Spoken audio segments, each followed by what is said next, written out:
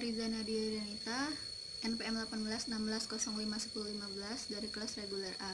Di sini saya akan menjelaskan mengenai komersialisasi teknologi berkaitan dengan tugas mata kuliah kreativitas dan inovasi. Selamat menikmati.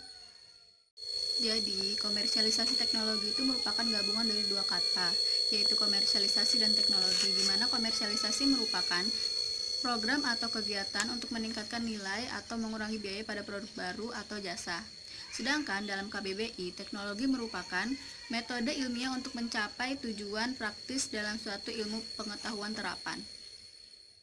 Lalu, menurut seorang ahli yang bernama Siegel et al., beliau menjelaskan bahwa komersialisasi teknologi adalah moving technology to a profitable position. Maksudnya adalah teknologi dikembangkan sedemikian rupa sehingga mencapai suatu titik di mana teknologi tersebut bisa diaplikasikan pada suatu kegiatan produksi atau konsumsi yang menguntungkan bagi penemu teknologi tersebut.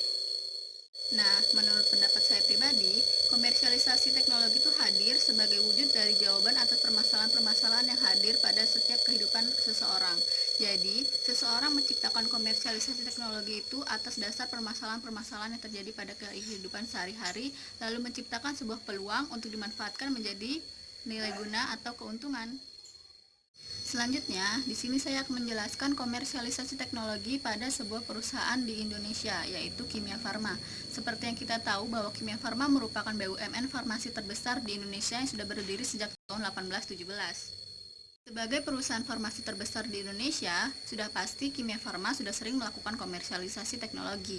Namun di sini saya akan mengambil contoh pada tahun 2019, di mana Kimia Farma melakukan komersialisasi teknologi dalam menciptakan dan mengembangkan bahan baku kosmetik untuk pertama kalinya yang diekspor ke Korea Selatan.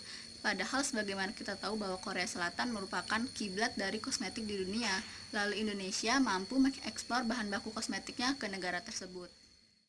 Dari sini kita bisa melihat bahwa Kimia Farma memanfaatkan peluang yang ada di negara Indonesia. Seperti yang kita tahu bahwa Indonesia sangat kaya raya akan sumber daya alamnya. Maka dari itu mereka memanfaatkan sumber daya alam tersebut untuk diolah menjadi bahan baku kosmetik lalu diekspor perdana ke Korea Selatan yang menghasilkan nilai ekspor sebesar 15 juta US dollar.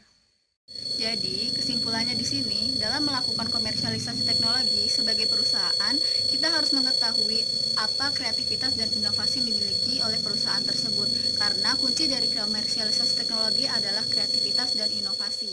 Nah, kreativitas dan inovasi dapat dilakukan dengan cara kita melakukan analisis pasar. Salah satunya dengan kita melihat permasalahan apa sih yang terjadi di kehidupan sehari-hari sekarang.